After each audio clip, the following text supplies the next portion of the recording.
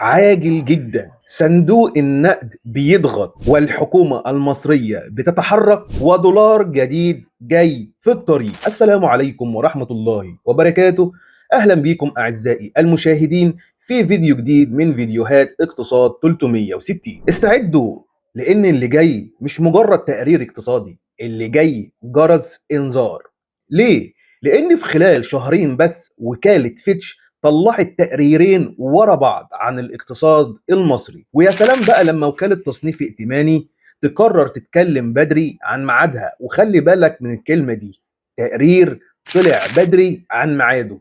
اعرف ان في حاجة بتحصل. السؤال هنا، هي ليه فيتش مستعجلة قوي كده؟ وليه بتكرر نفس الرسالة؟ وليه الكلام فجأة بقى رايح ناحية سعر الدولار؟ خلي بالك، رايح ناحية سعر الدولار.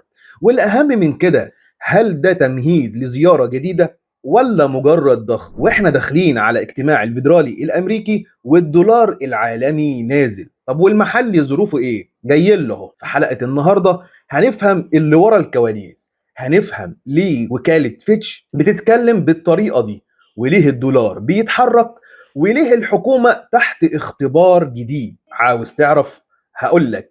بس علشان اقولك، لو اول مرة بتشوفني ما تنساش انك تدعمني باللايك وسبسكرايب وشير للفيديو، لان طبعا ده بيدعمنا كتير جدا ان احنا نكمل في محتوى اقوى وحصري. قهوتك بقى الحلوة وحصلني.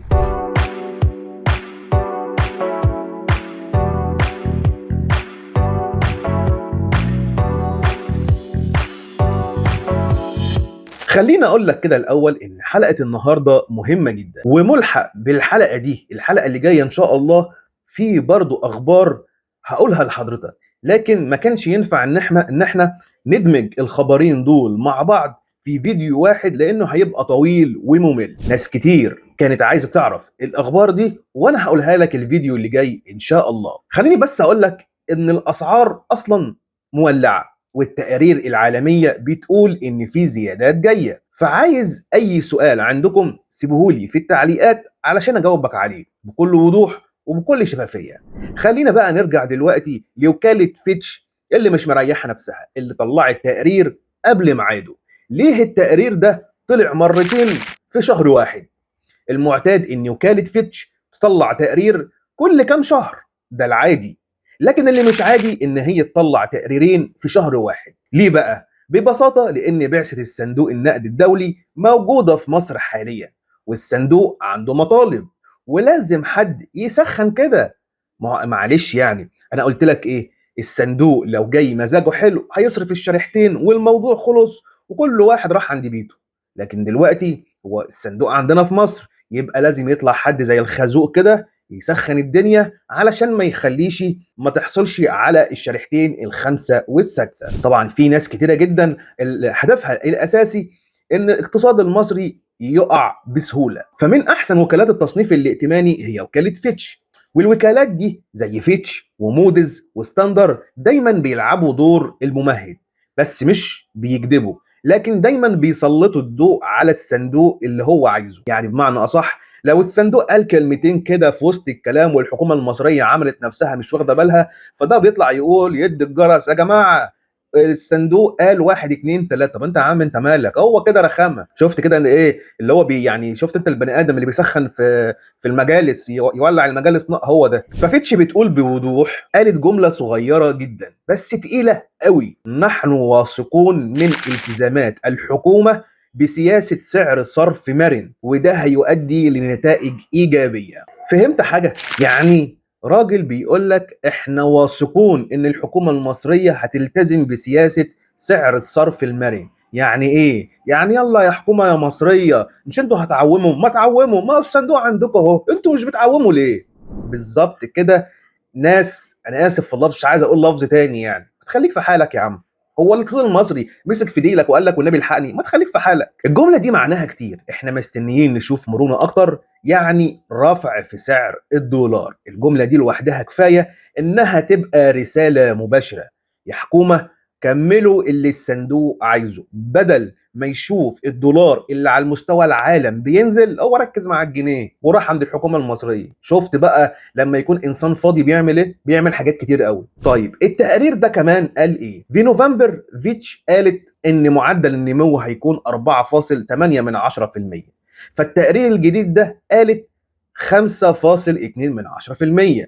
وهل دي بقى مهمه؟ مش قوي، المهم الرقم، المهم التوقيت، الجملة عن المرونة. انت معايا مركز معايا؟ هل ده معناه ان الدولار رايح لزيادة جديدة؟ علشان اجاوبك على السؤال ده لازم نمسك الموضوع من ناحيتين اتنين، الشق الدولي وهو الفيدرالي الامريكي. الفيدرالي الامريكي زي ما قلت لك في الحلقة اللي قبل اللي فاتت ان عنده اجتماع يوم 10 ديسمبر من الشهر الحالي، وكل التوقعات بتقول ان في خفض للفايدة. ولما الفيدرالي الامريكي يخفض الفايده الدولار عالميا بينزل. تمام كده؟ احنا بنتكلم على الشق العالمي، الدولار على مستوى العالم. لما تيجي تبص له بقى على الشق المحلي داخل مصر، هنا بقى الصوره هتكون مختلفه، لانك انت عندك 5 مصادر اساسيه للدولار موجوده في مصر.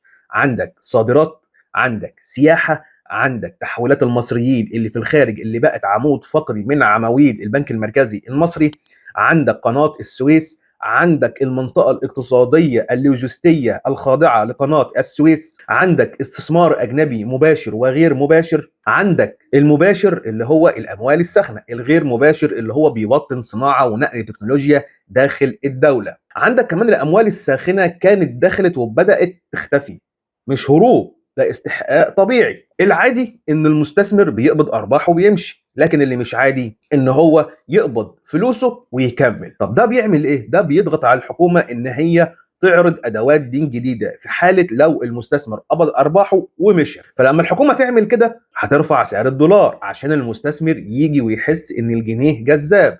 فلو حطينا جنب كلام فيتش الكلام ده كله، يبقى نقدر نقول ان في احتمال جديد لزيادة سعر الدولار، مش بسبب فيتش، لا، ده فيتش عامل من أحد العوامل المحلية. فيتش عامل من أحد العوامل، لكن بسبب العوامل المحلية اللي أنا كنت اتكلمت عليها من شوية.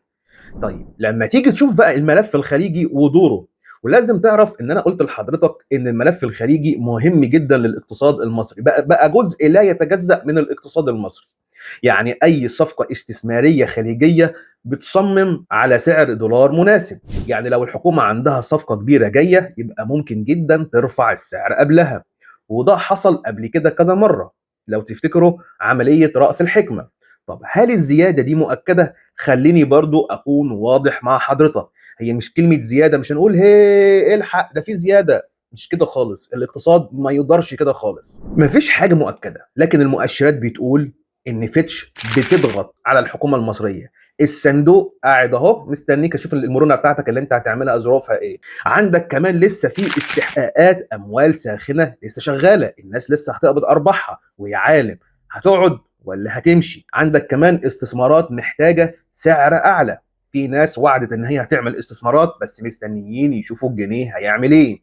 عندك كمان موارد الدولار لسه تحت ضغط، يعني في احتمال قوي لزيادة سعر الدولار. كل دي عوامل مهمة وقوية ان هي ترفع الدولار بشكل مباشر، لكن كل شيء مرتبط طبعا بالسيولة الدولارية اللي عند الحكومة المصرية. الحكومة لو معاها احتياطي وسيولة كافية هتعمل بقى اللي انت عايزه، تثبت تثبيت مؤقت،